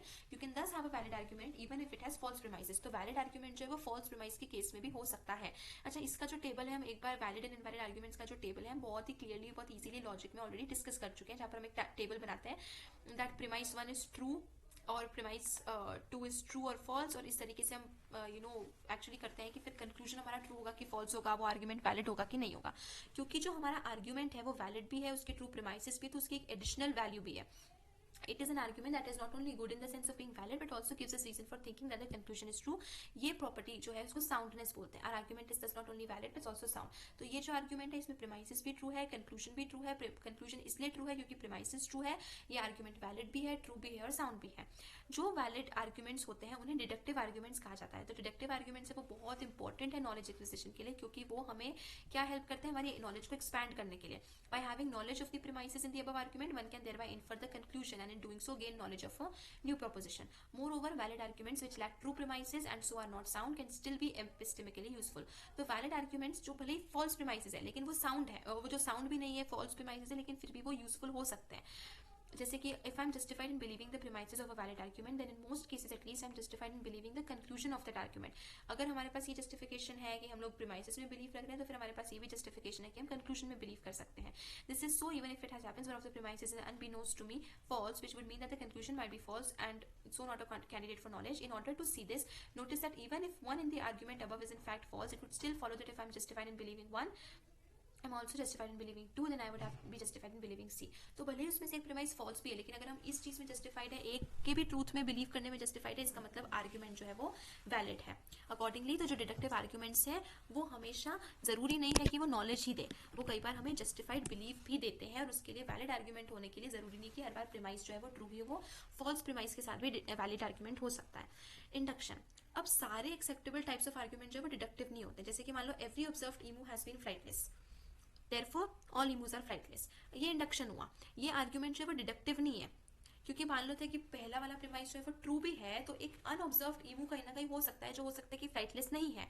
तो क्योंकि premise can be true and yet the conclusion simultaneously be false, this argument is not a valid argument. क्योंकि यहाँ पर क्या है, premise तो true है लेकिन कंक्लूजन उसके बाद भी फॉल्स हो सकता है. ट्रू प्रीमाइस में भी अगर फॉल्स कंक्लूजन आ सकता है, मतलब ये एक इनवैलिड आर्ग्यूमेंट है. क्योंकि प्रीमाइस में क्या बोल रहे कि जितने भी एमूज को अभी तक हमने ऑब्जर्व किया है सभी फ्लाइटलेस से, कोई उड़ नहीं सकता. अब हम कंक्लूजन निकाल रहे कि सारे एमूज फ्लाइटलेस है. क्या पता कोई ऐसा एमू है जो हमने देखा नहीं है, अनऑब्जर्व्ड है, लेकिन वो उड़ भी सकता है. Nevertheless, given that we have observed lots of emus across a suitable length of time and in lots of different habitats, does seem that this is an entirely legitimate inference to make. तो भले ये inference legitimate है, हम सही inference कर रहे हैं, लेकिन इंडक्शन के केसेस हो सकते हैं जहां पर प्रीमाइस ट्रू है लेकिन कंक्लूजन फॉल्स है. That is the argument seems perfectly acceptable provided that we interpret one along the following laws. Lots of emus have been observed over many years in a wide range of environments and they always have been flightless, therefore all emus are flightless. So the point about adding this detail to one is that inference of this sort are only legitimate provided that the sample is sufficiently large and representative. तो एक तरीका ये था premise को लिखने का, एक तरीका था कि all observed emus are flightless. तो इन दोनों तरीकों में चेंज क्या आया कि हमने जो सेकंड वाले टाइम जो हमने प्रीमाइस को एक्सटेंड कर दिया है, उसमें बेसिकली हमने एक लेजिटिमेशन डाल दिया है कि जिसमें हमने बोला है कि सफिशिएंटली लार्ज और रिप्रेजेंटेटिव सैंपल के बेसिस पर ही हम ये इन्फ्रेंस कर रहे हैं. If one had only seen a couple of emus और only observed a lot of emus in one specific environment, तो फिर हम ये हमारा कंक्लूजन गलत होगा, क्योंकि हमने मान लो एक ही जगह बहुत सारे ईमूज देख लिए या फिर सिर्फ 2-4 ईमूज देखे, लेकिन हमने क्या करा, ओवर टाइम बहुत अलग अलग इन्वायरमेंट में बहुत सारे ईमूज को देखा, किसी के कोई भी फ्लाइट मतलब कोई भी उड़ नहीं सकता था, मतलब ईमूज जनरली फ्लाइटलेस ही होते हैं. So long as the sample is large and representative enough, however then this style of reasoning seems perfectly acceptable. ये जो नॉन डिडक्टिव रीजनिंग है इसे कहते हैं इंडक्शन. हमने डिड्यूस नहीं करा है इसके बेसिस पे. तो डिडक्शन के केस में ये ऑब्वियस है कि रीजनिंग लेजिटिमेट क्यों है, क्योंकि डिडक्टिव इन्फ्रेंस जो है वो वैलिड होता है, वो ट्रूथ को कहीं ना कहीं प्रिजर्व करता है. अगर हमारे प्रीमाइसेस ट्रू है तो हम ये अश्योर कर सकते हैं कि हमारे कंक्लूजन भी ट्रू होगा. लेकिन जो इंडक्शन है उसमें भले ही प्रीमाइसेस ट्रू है, लेकिन ये जरूरी नहीं है कि कंक्लूजन भी ट्रू ही होगा. It ought to be uncontentious to suppose that one can go directly from knowledge of the premises to knowledge of the conclusion. In case of induction however this difference does not work since one might know the premise and yet lack knowledge of the conclusion because the conclusion is false. तो induction के case में premise true हो सकता है, premise की knowledge हो सकती है, लेकिन कंक्लूजन की नॉलेज हो सकती है. जैसे कि कहीं ना कहीं हो सकता है अनऑब्जर्व्ड ईमू था जो कि फ्लाइटलेस नहीं था, जो उड़ सकता था. तो फिर ऐसे केस में हमारा प्रीमाइस तो ट्रू है, हमने जितने ईमूज को ऑब्जर्व किया सब फ्लाइटलेस है, लेकिन कंक्लूजन क्या बोलता है, ऑल ईमूज आर फ्लाइटलेस से कंक्लूजन तो अनट्रू हो जाता है, क्योंकि कहीं एक ऐसा अनऑब्जर्व्ड ईमू होगा जो एक्चुअली उड़ सकता हो. Nevertheless it is the case that good inductive arguments, that is ones which make an inference from a large and representative sample, like deductive arguments always extend justified belief. तो इंडक्टिव आर्ग्यूमेंट उस case में जब अच्छा खासा बड़ा sample, हमने एक proper sample लिया हो, उस केस में तो हमारा इंडक्टिव आर्ग्यूमेंट जो है वो भी हमें जस्टिफाइड बिलीफ दे सकता है. अगर हम वन को बिलीव करने में जस्टिफाइड है तो फिर हम कंक्लूजन को भी बिलीव करने में जस्टिफाइड है, भले ही कंक्लूजन फॉल्स हो. तो हमारे पास इंडक्टिव रीजनिंग से भी कहीं ना कहीं एक्सटेंड जस्टिफाइड बिलीफ मिलता है. The reason for this is that good inductive arguments while they do not have premises which entail the conclusion do have premises which make that conclusion likely. तो इसका argument क्या है, कैसे हम बोल सकते हैं कि इंडक्टिव आर्ग्यूमेंट में कंक्लूजन फॉल्स है लेकिन फिर भी जस्टिफाइड बिलीफ है. आर्ग्यूमेंट यही है कि अगर हमारे पास कोई रीजन है प्रीमाइस को ट्रू मानने का, तो हमारे पास रीजन है कंक्लूजन को ट्रू मानने का. तो इसलिए वो यूजफुल है. भले ही उनमें मिस्टेक्स हो सकती है इंडक्टिव आर्ग्यूमेंट्स में, जिसमें कि हम ट्रू बिलीव्स फॉर्म ना करके, लेकिन फिर भी हम जस्टिफाइड बिलीफ कहीं ना कहीं फॉर्म कर सकते हैं अगर हमारे पास प्रॉपर सैंपल बड़ा रिप्रेजेंटेटिव हो तो. अब हमारे पास थर्ड टाइप ऑफ आर्ग्यूमेंट है अबडक्शन. तो जो भी नॉन डिडक्टिव आर्ग्यूमेंट्स है सबके पास सेम फॉर्म नहीं होता है. Rather than proceeding from a large and representative sample to an unrestricted conclusion, some non deductive arguments instead proceed from a single observe phenomena to an explanation of that phenomena. अब हम example देते हैं. There are feet exposed under the curtain in the hall. There is someone hiding behind the curtain. ये हुआ एक abduction. Abduction कैसे हुआ कि हम एक प्रीमाइस से एक बहुत ही अलग टाइप के कंक्लूजन पे पहुंच गए. एक सिंगल ऑब्जर्व फिनोमेना हमने देखा और उससे हम पूरे फिनोमेना को एक्सप्लेन करने लगे. अब ये बहुत ही परफेक्टली रीजनेबल है. हाँ, हमें अगर पैर दिख रहे हैं मतलब पर्दे के पीछे कोई और है Moreover, like the inductive inferences considered above, the premise clearly does not entail the conclusion as happens in a deductive argument. तो premise के help से premise entail नहीं कर रहा है कहीं भी conclusion, या हम conclusion को premise से deduce नहीं कर रहे हैं, लेकिन ये type of reasoning जो है, unlike the inductive inference above, in that it does not make appeal to a large and representative set of observation. Instead, this style of argument, often known as abduction, usually proceeds as in the case just outlined from a single observed phenomena. तो abduction के case में क्या करते हैं, जैसे induction में तो हमें बहुत बड़े डेटा को देखना पड़ता है, लेकिन abduction के केस में हमें बहुत बड़े डेटा की जरूरत नहीं है, हम एक फिनोमिना से भी कोई भी चीज को कंक्लूजन तक पहुंच सकते हैं, और इसीलिए इसको बोलते हैं abduction. और ये जो स्टाइल है रीजनिंग का, इसे inference to the best explanation भी बोला जाता है, क्योंकि हम क्या करते हैं, एक प्रीमाइस से उसके बेस्ट एक्सप्लेनेशन तक पहुंच जाते हैं. Before we can evaluate this type of reasoning, we need to fill in the gaps here. Whilst it might seem that adductive inferences are as dark as the one just described, if one reflects on the example, one will quickly realize that there is much that is implicit. That is, we only infer that there is someone behind the curtain because of what else we know about the likelihood of there being feed. हम लोग ये abduction कैसे कर पा रहे हैं, क्योंकि हमें पता है कि सिर्फ एक ही चांस है या बहुत कम चांसेस है जिसमें कर्टन के नीचे फीट हो सकते हैं. वो तभी हो सकता है जब एक्चुअली में कोई खड़ा हो, क्योंकि वो फीट किसी ना किसी को बिलोंग करते हैं. ऐसे अपने आप में पैर चल के तो आएंगे नहीं, ये हमें चीज पता है. तो for example, we were in the unfortunate situation of being in a room in which there were dismembered feet to be found, then it is unlikely that we would have so quickly inferred C from the observation contained in one. अब मान लो कि हम एक ऐसे situation में है जहां पर हमारे पास सिर्फ पैर है, कटे हुए पैर एग्जिस्ट करते हैं, तो उस केस में हम अबडक्शन को मुश्किल से फॉलो कर पाएंगे. Once one makes this element of abductive inference explicit, however it starts to look like a short hand way of expressing a normal inductive argument. तो ये एक तरीके से हमें लगता है कि नॉर्मल इंडक्टिव आर्ग्यूमेंट है जो बहुत शॉर्टली हमने एक्सप्लेन कर दिया. That is why do we infer from the fact that we can see feet under the curtain that there is a person there? Well, because we know from previous experience that there is an observed regularity between feet being under the curtain and a person behind the curtain. तो हमने एक ही case से कैसे कर लिया, क्योंकि हमें कहीं ना कहीं एक्सपीरियंस है कि अगर पैर है तो वो पैर किसी पर्सन को ही बिलोंग कर सकते हैं. अबडक्टिव रीजनिंग जो है वो एब्रीविएटेड वर्जन है, मतलब वो इंडक्टिव इन्फ्रेंस ही है, लेकिन इंडक्टिव इन्फ्रेंस का एक छोटा फॉर्म है, बहुत क्विक फॉर्म है, क्योंकि इंडक्टिव इन्फ्रेंस में हम बड़े बड़े सैंपल और डेटा को टेस्ट करते हैं, और इसीलिए अबडक्शन जो है वो कोई स्पेशल प्रॉब्लम्स प्लेस नहीं करता है. उसमें एक बहुत ही फेमस एग्जांपल है शेरलॉक होम्स.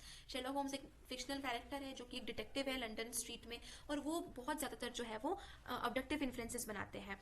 जैसे कि यहाँ पर वो एक एग्जांपल देते हैं. In the story scandal in Bohemia, Holmes deduce करते हैं, वो क्या करते हैं, वॉटसन को देखते हैं, ठीक है, that he has got very wet recently and that his maid is careless. Holmes explains how he knows this by pointing out that the leather on the inside of Watson's left shoe is scored by 6 almost parallel cuts as if caused by someone who has carelessly scraped around the edges of the sole in order to remove crusted mud from it. This suggests to Holmes that Watson has recently been out in wet weather and that this mate has been careless in cleaning his shoes. तो Watson को Holmes ने कैसे deduce करा कि Watson कहीं ना कहीं बाहर गए होंगे, कहीं मडी जगह गए होंगे, क्योंकि Watson के शूज पे बहुत ही घीसने के और स्क्रैचेस के निशान है जो उसकी मेड ने अच्छे से साफ नहीं किए. तो एक ऑब्जर्वेशन से शेरलॉक होम्स ने क्या डिड्यूस करा कि Watson कहीं बाहर कीचड़ वाली जगह पे गए थे जहाँ पे बहुत बारिश हुई होगी, यहाँ पे जहाँ पे पानी होगा. तो जो सारे अबडक्टिव इन्फ्लुएंसेस है उनको हम ज्यादा इजीली हर अबडक्टिव इन्फ्लुएंस को कंस्ट्रू नहीं कर सकते जैसे कि नॉर्मल इंडक्टिव इन्फ्लुएंस है. इमेजिन जैसे कि that one came across a wholly unusual phenomena for the first time, as such as a corn circle in a field. तो मान जरूरी नहीं कि हर केस पे अबडक्टिव इन्फ्लुएंस यूज हो, क्योंकि कई बार हम बहुत ही अनयूजुअल फिनोमेना के को भी एक्सपीरियंस करते हैं. तो बहुत सारे पॉसिबल एक्सप्लेनेशंस हैं इस फिनोमेना के, from the relatively mundane such as that it was caused by freak atmospheric conditions to the quite bizarre such as that Martians created the circles as a sign to human kind, which explanation should one choose. तो अब मान लेते हैं कि एक खेत है जिसमें हमें एक सर्कल दिखता है. अब ये एक अनऑब्जर्व्ड फिनोमेना, ये बहुत ही इरेगुलर फिनोमेना है. तो अब इसका एक्सप्लेनेशन क्या हो सकता है, क्या कोई एलियंस ने क्रिएट करा, ये सर्कल कैसे आया? तो इसमें कोई भी क्योंकि ये बहुत ही इरेगुलर केस है, इसलिए इसमें हम अबडक्शन का यूज नहीं कर सकते.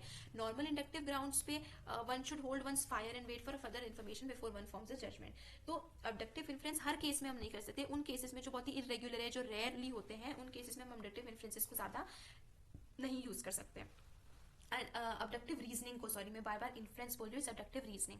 That said, I think most people would regard the simplest and most conservative explanation of this phenomena to be preferable to any explanation which would involve one making radical adjustments to one's belief. That is, it seems common sense to explain this phenomena in terms of freak atmospheric conditions if one can, rather than by resorting to explaining it in terms of Martian activity. तो कोई है जो हो सकता है इस phenomena को कोई atmospheric condition के through explain करे कि कोई aliens नहीं है, तो कोई atmospheric condition है, कोई कोई environmental condition है कि एक circle हमें दिख रहा है. तो ये क्या बताता है कि ऑर्डिनरी लाइफ में हम हमेशा अपना बेस्ट एक्सप्लेनेशन देने की कोशिश करते हैं. तो ये जो बेस्ट एक्सप्लेनेशन देने का फिनोमेना है, इसी को हम अडक्टिव रीजनिंग बोलते हैं. जिसमें सारे फिनोमेना इक्वल है, लेकिन सबसे सिंपल जो है हम उसको बेस्ट एक्सप्लेनेशन मानते हैं। अब इसके साथ प्रॉब्लम क्या है, ये है कि there seems no good reason for thinking that explanations which are simple and conservative in this way are more likely to be true than complex or unconservative explanations. तो अबडक्टिव रीजनिंग में प्रॉब्लम ये है कि हम लोग क्या करते हैं, बेस्ट एक्सप्लेनेशन देने की कोशिश करते हैं, तो हम लोग सिंपल और कंजर्वेटिव एक्सप्लेनेशंस को मान लेते हैं। लेकिन इसका मतलब ये नहीं है कि कुछ केसेस में कॉम्प्लेक्स या अनकंजर्वेटिव एक्सप्लेनेशंस भी सच हो सकते हैं। तो किसी भी केस में द ओनली ग्राउंड्स जो हमारे पास है for thinking that it is legitimate to use such regulative principles in abductive inference could be inductive grounds for thinking that simplicity and conservatism have helped us to get to the truth in the past. It seems that if abductive inference is to be legitimate at all, then it must reduce to an inductive inference at some point, however complicated the reduction might be. कि जो abductive reasoning है, inference है, वो कभी ना कहीं उसे inductive inference पे fall करना ही पड़ेगा. That is, despite the apparent difference between abductive and normal inductive inferences, abductive inferences always seem to make implicit use of further information for regulative principles which is properly employed at any rate and inductively grounded. तो abduction जो है वो कहीं ना कहीं induction का ही use करता है, लेकिन ये एक शॉर्ट हैंड टेक्निक है, बहुत क्विक टेक्निक है, शॉर्टकट में हो जाती है abduction. तो जितने भी इंडक्टिव इन्फ्रेंसेस है वो तब तक एक्सेप्टेबल है जब तक वो किसी ना किसी इंडक्टिव इन्फ्रेंस को करेस्पॉन्ड कर रहे हैं और इंडक्टिव इन्फ्रेंस को हम एक्सेप्ट कर रहे हैं. तो अबडक्शन जो है वो बेसिकली एक acceptable form of inference if induction is. तो अगर हम इंडक्शन को एक्सेप्ट करें तभी अबडक्शन को एक्सेप्ट कर रहे हैं, वरना इन्फ्रेंस को रिजेक्ट कर रहे हैं तो अबडक्शन को एक्सेप्ट नहीं कर सकते. However, there is in fact cause to doubt whether induction is a legitimate way of drawing inferences, and so both induction and abduction are problematic. तो एक तरीके से हमारे पास कई डाउट्स है कि abduction क्या induction एक proper और legitimate source है reasoning का या नहीं है. तो ऐसे केस में abduction के ऊपर भी डाउट्स आते हैं, क्योंकि abduction जो है वो कहीं ना कहीं induction के